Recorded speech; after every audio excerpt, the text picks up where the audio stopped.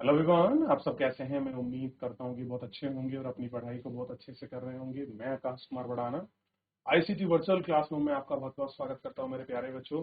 जैसे आपको पता है मेरे प्यारे बच्चों, बेसिकली हमारी आपका जो है मेरे प्यारे बच्चों 12th क्लास है हमारी, और 12th क्लास में मेरे प्यारे बच्चों लेसन नंबर 6 चल रहा है भक्ति सूफी परंपराओं को हम लोग। भारतीय इतिहास में अगर आप परिवर्तन के दौर की बात करोगे और आप अगर बदलाव की दौर की बात करोगे तो सूफी सत परंपराएं सबसे ऊपर। इन सूफी संत परंपराओं ने जो हमारे धर्मों के जो मूल रूप थे उनसे हटकर परमात्मा को प्राप्ति के रास्ते मार्ग बताए और उन्होंने उसको सिद्ध करके दिखाया। क्लियर है। इन्होंने कहा कि परमात्मा से इंसान तक पहुंचने के लिए किसी के सहारे की जरूरत नहीं होती। व्यक्ति स्वयं परमात्मा तक, ईश्वर तक, अल्लाह तक, अनंत तक, एक ईश्वर तक पहुंच सकता है। बहुत सारे रास्ते, बहुत सारे मार्ग उन्होंने प्रशस्त किए और उन सारे आचरणों को, उन सारी चीजों को उसमें दिखाने का प्रयास किया। इन सारों को हमने देखा और एक एक करके उन मूर्तियों को, उन परंपराओं को हमने देखने का, जानने का प्रयास किया। एक राक्षसी मूर्ति के विषय तक हम लोग कल पढ़ चुके थे। लास्ट हम लोग देख चुके थे कि स्त्री भक्ति को किस तरह से देखा गया और जातीय दृष्टिकोण कितना हैवी था या कितना ज्यादा रहा। इन सब मुद्दों पर, इन सब चीजों पर आपका देखा गया और इन सब चीजों पर आपका बात की गई कि आखिर में ये कितना हैवी चला और कितना कुछ रहा। इस पर हम आगे बढ़ेंगे और आगे बढ़ते हुए उसको देखेंगे। आइए, इतना देख लिया और राजा के संबंधों के साथ हम शुरू करते हैं। तो राजा के संबंध पर हम लोग बात कर रहे थे। यदा कदा यहाँ से एक रोमांचक बात यह है कि तमिल भक्ति रचनाओं के एक प्रमुख विषय बोध और जैन धर्म से विरोध करते हैं। विरोध स्वर नयार संतों की रचनाओं पर विशेष रूप से उभर कर आता है। इतिहासकारों ने इस विरोध की व्याख्या करते हुए सुझाव दिया है कि परस्पर विरोधियां धार्मिक समुदाय में राज्य के अनुदान को लेकर प्रतिस्पर्धा कर रही है। स्पष्ट है कि शक्तिशाली चोल 13वीं शताब्दी में सम्राटों ने ब्राह्मणीय और भक्ति परंपरा को दर्शन दिया है और मंदिर में अनुदान भी दिए हैं। ऐसे हैं बहुत सारे मंदिर हैं जिनमें उन्होंने अनुदान भी दिए हैं, और जैसे दिगंबरम, तंजूवर और कंगई चोल कोटपुरम ने विशाल शिव मंदिर चोल साम्राज्य की मदद से ही निर्मित। ये कुछ ऐसे मंदिर हैं जिन्होंने, अगर चोल राजाओं ने इनमें अपना सहयोग न किया होता तो शायद आज जो हम उत्कृष्ट कलाकृति या उस जमाने में जो बने मंदिर हैं, अगर राजा के सम्राट के सहयोग ना की होता तो ये मंदिर डेवलप नहीं होते। इसी काल में कांस्य में ढाली गई शिव प्रतिमाओं का निर्माण हुआ है। स्पष्ट है कि नयार संतों को दर्शन शिल्पकारों के लिए प्रेरणा किया है।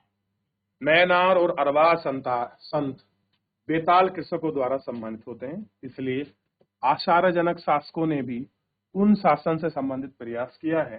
उदाहरण के लिए चोल सम्राटों ने देवीय समर्थन का दावा किया है। कैसा किया? जो देवियां हैं उनका देवीय समर्थन का दावा किया है और आसानी से सत्ता को प्रदर्शित करने के लिए मंदिरों का निर्माण करवाया है। पत्थर और धातु से बनी हुई मूर्तियां सुसज्जित हैं। इस तरह के लोकप्रिय संत परिकल्पना है। तो जन भाषाओं को गीत रचे हैं, मूर्त रूप प्रधान है। इन सम्राटों ने तमिल भाषाओं में शैव जन का गायन और सम्राट का प्रचलन किया है। ऐसे भक्तों का संकलन एक ग्रंथ तम्र के रूप में करने का जिम्मा उठाया है। 1945 ईस्वी में एक अभिलेख से पता चला है कि चोल सम्राट पार्तंग प्रथम ने संत कवि अंबर संबंध और सुंदराग को प्रतिमा, धातु प्रतिमा एक शिव मंदिर में स्थापित कराई। इन मूर्तियों को उत्सव में, एक जुलूस में निकाला जाता था। बेसिकली उत्सव होता था, नगर के बाहर परिक्रमा करते थे, उस रूप में वो बाहर जाया करते थे। ये सब चीजें हमें यहाँ तक आपको देखने के लिए आपको मिली है और इसमें हमने ये पूरी भक्ति परंपरा और इन सब चीजों को हमने यहाँ पर बहुत अच्छे से देखा है और बहुत अच्छे से हमने इनकी बात। क्लियर है? आगे बढ़ जाएं। अब इसी में आगे बढ़ते हुए हम चल रहे हैं। हमने कर्नाटक की वीर शैव परंपरा को क्या देखा है? हमने कर्नाटक की वीर शैव जो परंपरा है उसको हम लोग देखा।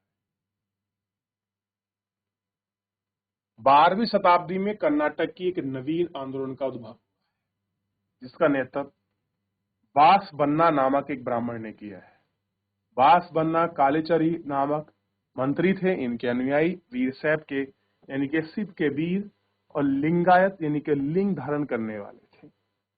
अब देखिए कर्नाटक में एक वीरशैव संप्रदाय उभरा है, 12वीं शताब्दी के आसपास है। एक नवीन आंदोलन जैसा निकलकर सामने आया है और बसबन्ना नामक एक ब्राह्मण ने आपके काल चुनार राजा के दरबार के जो मंत्री थे वो वीरशैव के अनुयायी थे। वीरशैव मतलब शिव के जो वीर होते हैं उनकी बात करें, वो उनके फॉलोवर थे। और आज लिंगायत समुदाय क्षेत्र में महत्वपूर्ण है। शिव की आराधना लिंग के रूप में करते हैं, इसलिए समुदाय में वाम, स्कंद और चांदी के एक मां पिटारे में एक लघु शिवलिंग को धारण करते हैं, जिनकी श्रद्धा की दृष्टि से देखा जाता है। क्या करते हैं, उस लिंग को, लघु शिवलिंग को क्या करते हैं वो लोग, श्रद्धा की भाव और दृष्टि से। जंगम अथवा यवर भिक्षु, आपने जंगम का नाम सुना होगा, ययावार भिक्षु शामिल है। लिंगायतों का विश्वास है कि मरणोपरांत शिव भक्त में लीन हो जाएंगे। वो क्या मानते हैं कि जो आपका लिंगायत समुदाय कि आज हम हैं, कल अगर हम मर जाएंगे तो हम कहाँ हो जाएंगे, हम परमात्मा में लीन हो जाएंगे तथा इस संसार में पूरे नहीं लौटेंगे। धर्मशास्त्र इस बात में श्रद्धा संस्कार का पालन नहीं करते हैं। आप मृतकों को विधि पूर्वक दफनाते हैं। लिंगायतों ने जाति अवधारणा उस समुदाय को दूषित करते हैं, होने का ब्राह्मणीय अवधारणा विशेष किया है।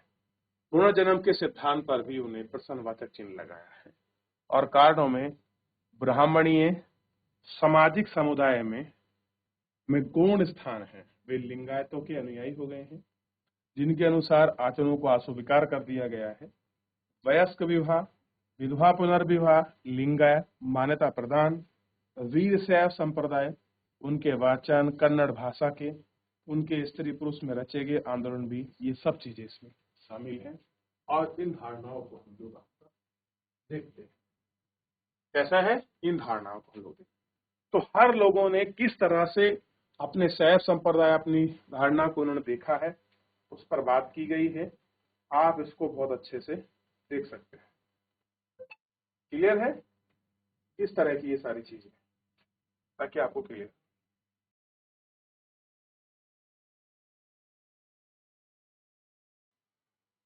अब देखिए, ये तो था वीर शिव लिंगायत समुदाय, इसके विषय में आपने देखा। उत्तरी भारत में धार्मिक उफान, क्या केवल दक्षिणी भारत में ही, या केवल जो है किसी क्षेत्र विशेष में ही हमारी संस्कृति, या कह रहे नए नए जो धर्म उद्भव हो रहे थे केवल वहीं थे, या अन्य जगह भी उनका उद्भव हो रहा है? तो आप देखेंगे कि नई नई जगह भी इनका उद्भव, और इन सब दौरों को आप अच्छे से देख सकते हैं, गौर कर सकते हैं।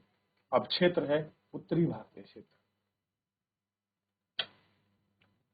उत्तरी भारत में धार्मिक उफान, इस काल में उत्तरी भारत में विष्णु, शिव जैसे देवताओं की उपासना मंदिरों में की जाने लगी।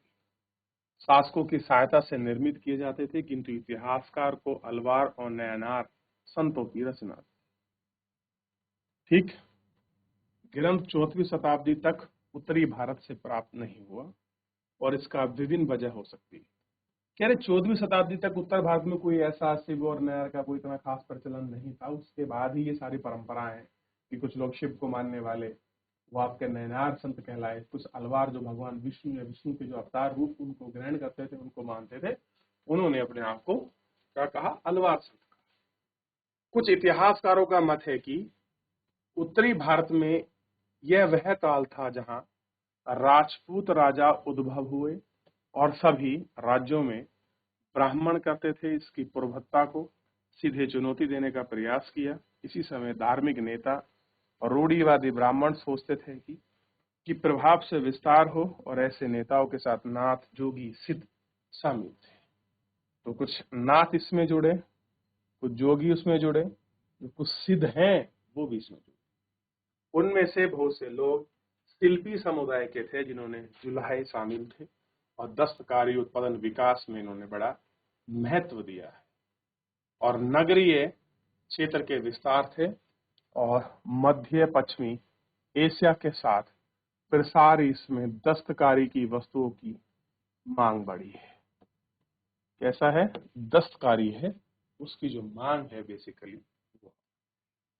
ठीक, अब देखिए ये चित्र दिया गया है और कह रहे हैं कुरान शरीफ का एक पन्ना है।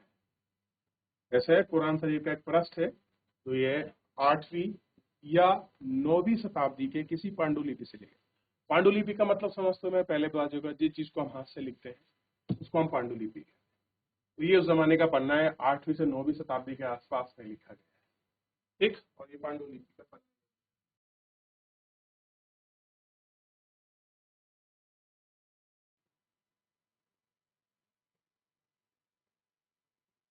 अनेक नवीन धार्मिक नेताओं ने वेदों की सत्ता को चुनौती दी है। बहुत सारे लोग ऐसे हैं जिन्होंने जो वेद है, इन वेदों की सत्ता को चुनौती दी है, क्योंकि उत्तर भारत का एक समय था जब वैदिक काल था। तो वैदिक काल में जिस प्रकार शुरुआत में तो वेदों के अनुसार पाठन पढ़न समाज व्यवस्था बड़ी सरल थी, लेकिन उत्तर वैदिक काल जैसे ही आया बहुत सारी चीजें बदलने लगी, बढ़ाव चढ़ता चला गया, सामाजिक लोगों को प्रेशर और दबाव महसूस करने लगे। उसी दबाव और प्रेशर को कुछ लोग नहीं झेल पाए और अलग अलग धर्म और अलग अलग पंथों की तरफ अग्रसर हो। आम लोगों की भाषा को सामने रखने समय के साथ ये भाषा विकसित हुई, जिस तरह हम आज के प्रयोग में ले जाते। लोकप्रियता के बावजूद नवीन धर्म नेता विशिष्ट वर्ग है और इसका श्रेय स्थिति में नहीं। इस स्थिति में एक नवीन भारत तत्व में तुर्कों का आगमन है। पराकाष्ठा दिल्ली सल्तनत में हुई सुल्तान के राजसूह और उनके जुड़े ब्राह्मणों का प्रभाव है। परिवर्तन का इस सांस्कृतिक धर्म महत्वपूर्ण रहा। सूफीवाद का आगमन और इन परिवर्तन में एक महत्वपूर्ण अंग रहा। कैसा रहा? एक महत्वपूर्ण। तो हर जगह एक दौर था जिस दौर में ये सारी चीजें गुजरी, सारी चीजें हुई और परिवर्तन में उत्तर भारत ने भी जो रूढ़िवादी ब्राह्मण ढांचे था उसको तोड़ने का प्रयास किया। अनुष्ठानों को और जो कर्मकांड थोप दिए गए थे उनसे बाहर आने के लिए निकले। और ऐसा क्यों ना हो, जब आदमी पर बोझ पड़ता है तो उन सारे प्रथाओं को तोड़कर वो बाहर निकलने का प्रयास अवश्य करता है मेरे प्यारे बच्चों। तो इसी तरह से दक्षिण भारत या उत्तर भारत दोनों में ये प्रथाएं आपकी मौजूद थी, जो आपका ऐतिहासिक रूढ़िवादी रही। समाज के साथ इनका बदलाव हुआ।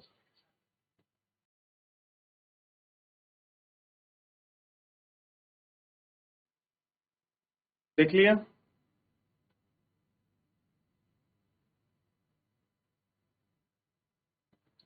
दुसाले के नए ताने वाने। दुसाला मतलब समझते हो?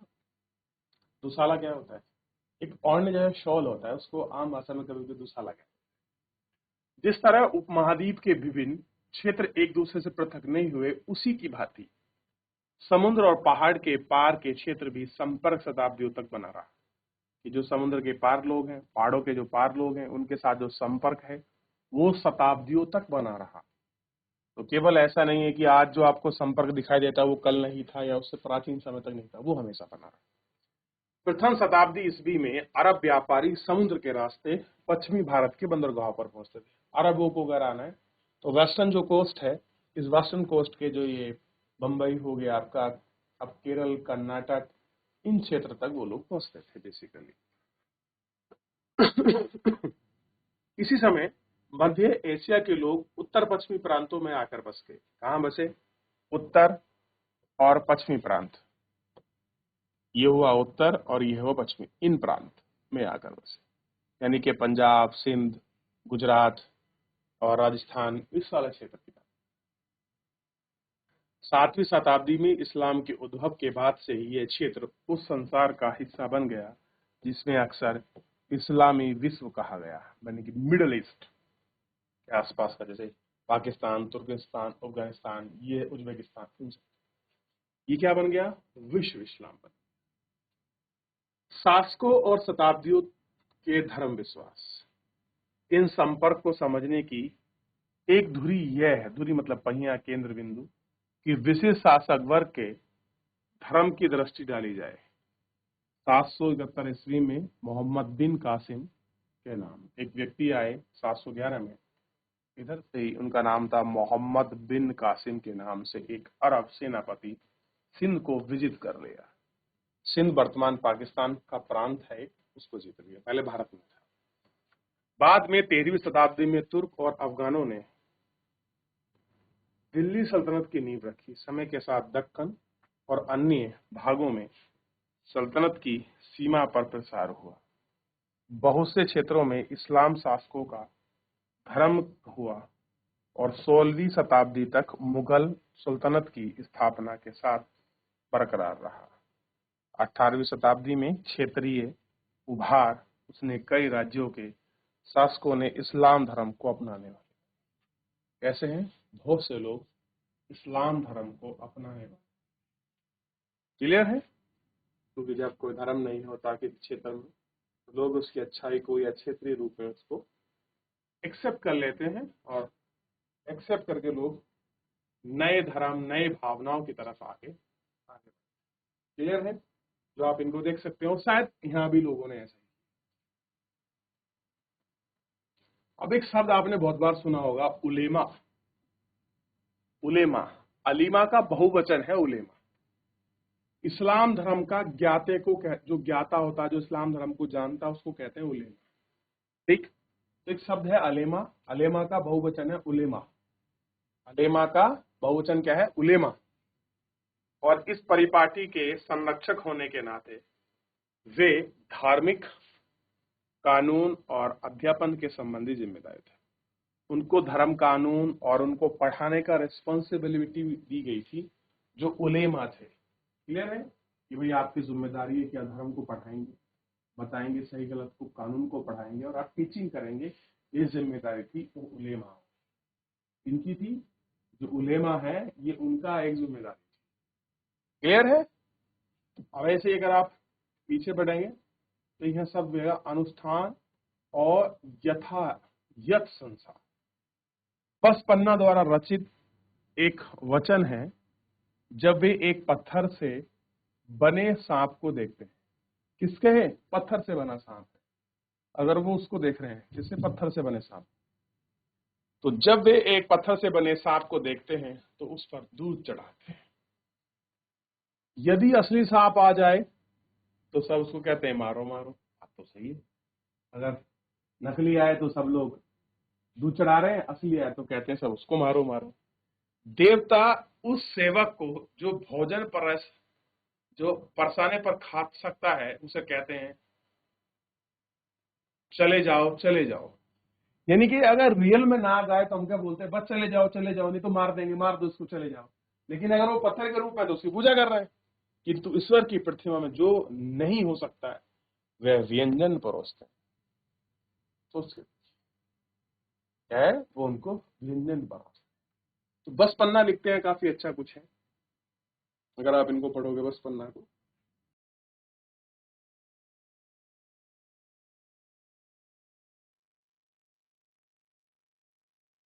देख लिया? अब इसमें एक शब्द था धार्मिक विकास।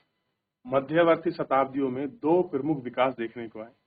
एक है तमिल भक्ति, दूसरा है खासकर शैव संस्कृति की परंपरा, जो सर्वाधिक प्रसिद्ध पुराणों में एक भागवत पुराण से रचित है। दूसरा है 13वीं शताब्दी की भक्ति परंपरा, जिसका विकास महाराष्ट्र में हुआ है। इन सबको आप अच्छे से देख सकते हो, आप इनका बात कर सकते हो किस प्रकार से। क्लियर है? तो यहां तक कोई डाउट, कोई क्वेरी किसी मेरे प्यारे बच्चे का? चलिए, कोई डाउट क्वेरी नहीं है, आगे बढ़े। इतना हो गया। अब एक शब्द है शरिया, बहुत बार सुना होगा। शरिया कानून में ऐसा लिखा है, इस कानून में ऐसा लिखा है। शरिया मुस्लिम समुदाय को निर्देशित इंडिकेट करता है। शरिया बेसिकली मुस्लिम समुदाय वाला कानून है। तो शरिया क्या है? लोहे वाला शरिया नहीं है, ये शरिया है, एक कानून की पुस्तक। कुरान शरीफ और हदीस पर आधारित है। किस पर है? जो कुरान शरीफ और हदीस है। हदीस का अर्थ है पैगंबर साहब से जुड़ी परंपराएं। तो हदीस में क्या लिखा है, जिस तरह से पैगंबर साहब ने कुछ उनके साथ जो उनकी जुड़ी परंपराएं हैं, उनके अंदर उन्हें क्या किया है, उनके शब्द स्मृति, उनके क्रियाकलाप आते हैं। तो हदीस में मोहम्मद साहब ने जो काम किया है, उनकी कृतियां उनको लिखा। जब अरब क्षेत्र से बाहर इस्लाम का प्रसार हुआ तो अनेक व्यवहार भिन्न थे, आचार थे, और इज्म समुदाय की सहमति और कानून को स्रोत माना। इसी तरह से कुरान, शरिया, कुरान, हदीस और कियास और इजाम से अद्भुत हुआ। तो शरिया भी है, कुरान भी है और हदीस भी है। तो शरिया क्या है, मुस्लिम कानून है। हदीस एक होली बुक है, और हदीस में मोहम्मद साहब की जो परंपराएं हैं, जो कुछ उन्होंने अपनी उनसे जुड़ी स्मृति हैं, उनसे जुड़े क्रियाकलाप हैं, उनको हमने देखा है। बात क्लियर है? तो मेरे प्यारे बच्चों, फिलहाल आज के लेक्चर में इतना ही। हम अपने चैप्टर को नेक्स्ट लेक्चर में आगे बढ़ाएंगे और कंटिन्यू करेंगे। फिलहाल मेरे प्यारे बच्चों, आज के लिए इतना ही। मिलेंगे नेक्स्ट लेक्चर में।